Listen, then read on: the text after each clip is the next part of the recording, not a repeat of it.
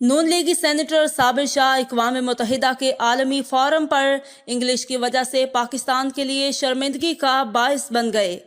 صابر شاہ اقوام متحدہ کے تحت منعقدہ مائگریشن فورم میں شریک تھے۔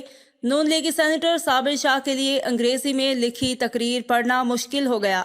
کبھی اٹکے، کبھی جملے دہرائے، گلا صاف کرتے رہے اور آخر میں کئی پیراگراف بھی چھوڑ گئے۔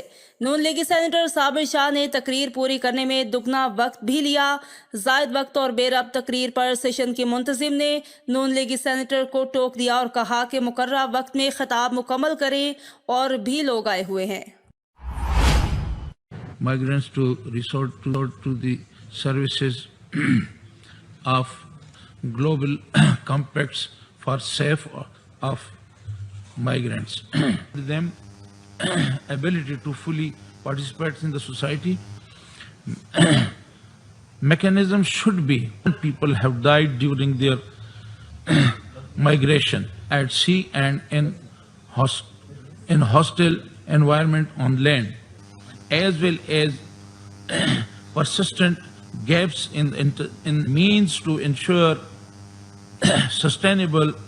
I would like to really remind the members of delegations that there are a lot of people wanting to speak. I would like to remind you to stick with your 3 minutes, please, so that other delegations can have the floor. چلتا T V کے videos دیکھنے کے لیے ہمارا channel subscribe کیجیے اور بیل کے icon پر click کیجیے تاکہ آپ ہماری تمام آنے والی ویڈیو سے باخبر رہ سکیں۔